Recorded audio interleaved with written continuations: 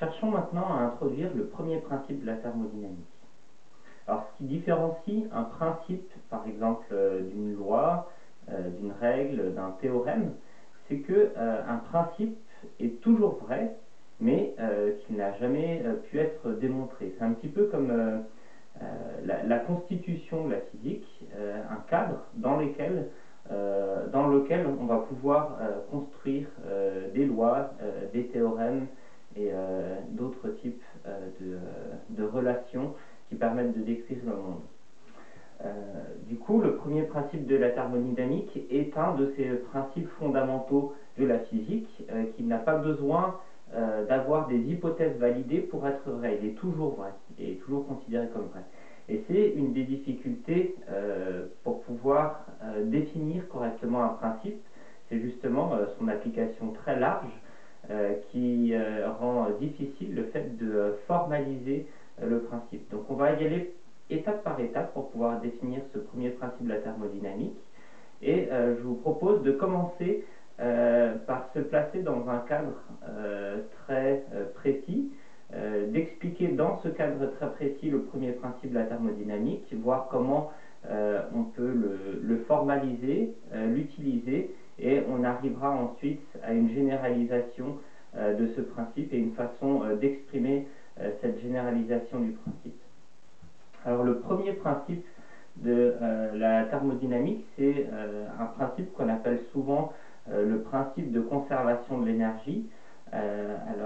Conservation de l'énergie, en fonction de la définition de l'énergie, qui est parfois la chose qui se conserve, ça se mord un peu la queue comme définition. Parfois, on appelle ça le principe d'équivalence entre différents types d'énergie. Et dans le cadre de l'ingénierie, plus particulièrement d'équivalence entre l'énergie thermique et l'énergie mécanique ou le travail. Et ça correspond plus au type d'utilisation, en tout cas, de ce principe qu'on va avoir dans le cadre de ce cours. Alors, je vais vous proposer une définition classique du premier principe de la thermodynamique et on va regarder petit à petit les conséquences de cette définition classique. Celle-ci est écrite au tableau ici. Si un système fermé échange de la chaleur et du travail lors d'une transformation fermée, leur somme est nulle.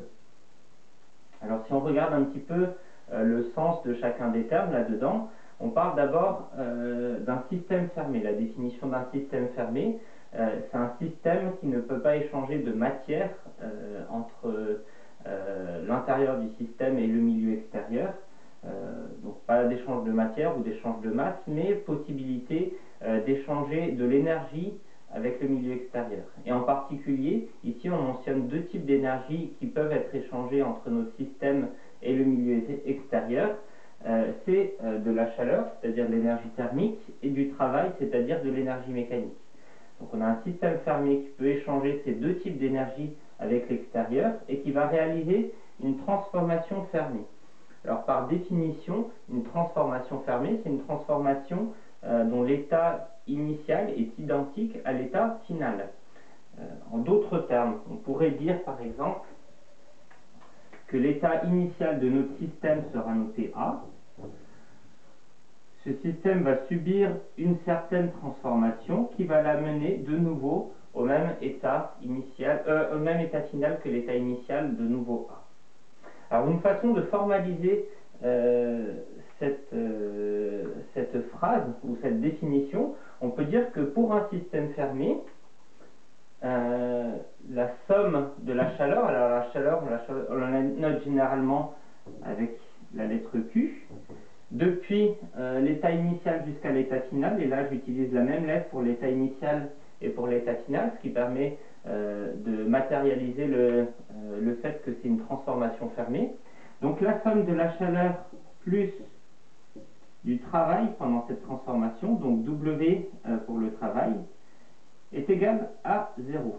Donc c'est ce que dit cette définition classique. Alors, on peut faire une remarque importante sur ce qu'on vient d'écrire.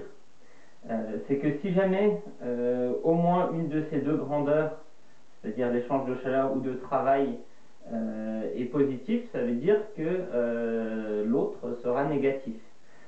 Donc ces grandeurs ont une valeurs arithmétiques, ils peuvent être aussi bien positifs que négatifs. Il faut donc donner un sens aux signes de ces valeurs-là. Et donc le sens est en fait assez arbitraire. On peut définir de manière arbitraire ce que va signifier un signe positif ou négatif, et ce qu'on va choisir d'utiliser dans le cadre de ce cours, et ce qui est généralement utilisé, c'est ce que j'appelle la convention du banquier. Convention du banquier, et celle-ci stipule que ce qui rentre est positif et ce qui sort est négatif. Et donc ça, c'est une histoire de point de vue. On se place ici du point de vue du système qui subit la transformation. Et donc si la valeur de la chaleur échangée, donc Q, est positive, ça veut dire que le système aura reçu de la chaleur. Si cette valeur est négative, c'est que le système aura perdu de la chaleur. Et on va toujours garder cette convention dans le cadre de ce cours. Donc voilà pour une expression du premier principe dans une transformation Fermi.